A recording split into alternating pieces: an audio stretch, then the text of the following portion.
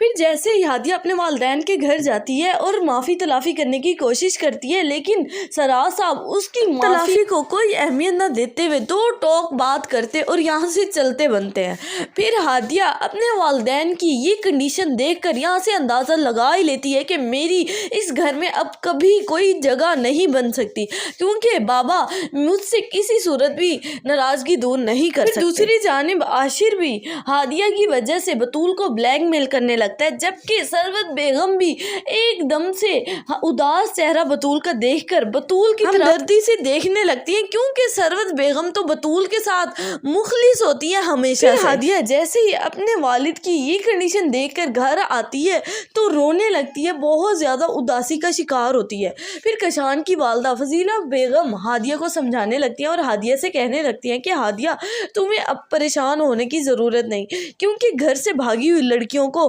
پہلے جیسی عزت کبھی حاصل نہیں ہو سکتی اور انہیں کوئی بھی دل سے ایکسیپٹ نہیں کرنا چاہتا۔ یعنی مختصر یہ ہے کہ گھر سے بھاگی ہوئی لڑکیوں کا اس معاشرے میں کوئی مقام نہیں۔ جیسے ہی عاشر بطول کے ساتھ غصے سے چلاتے ہوئے بات چیت کر کے یہاں سے چلا جاتا ہے تو ثروت بیگم بطول کو سمجھانے لگتی ہیں اور کہنے لگتی ہیں کہ بطول نامکمل سچ، ادھورے چاند، ٹوٹی ہوئی چوڑی کی طرح ہوتے ہیں جو کہ ہمیشہ چپتے رہتے ہیں۔ جبکہ بطول سے عاشر کی کسی بھی قسم کی ناراضگی برداشت نہیں ہوتی، کیونکہ وہ اپنی محبت بھی عاشر کے پیچھے گوا کر صرف عاشر کا ہی انتخاب کر چکی ہوتی ہے اور عاشر کو ہی اپنا زندگی بھر کا ہمسفر مان بیٹھتی ہے۔ پھر ایک طرف سراج صاحب بھی ہادیہ کو لے کر بہت زیادہ پریشان ہوتے ہیں، کیونکہ ان کا آپس میں باپ بیٹی کا رشتہ ہوتا ہے، وہ کبھی بھی اس رشتے کو توڑنا بھی چاہے تو نہیں توڑ سکتے۔ سراج صاحب ٹہلتے ہوئے مسلسل ہادیہ کے بارے میں سوچ ہی رہے ہوتے ہیں کہ ایک دم سے کشان آ جاتا ہے اور پستول نکالتے ہوئے سراج صاحب کی طرف کرنے لگتا ہے۔ فوراً سے سراج صاحب کے آگے ہادیہ آ جاتی ہے، اپنے والد کی جان بچانے کے لیے بھرپور کوشش کرتی ہے،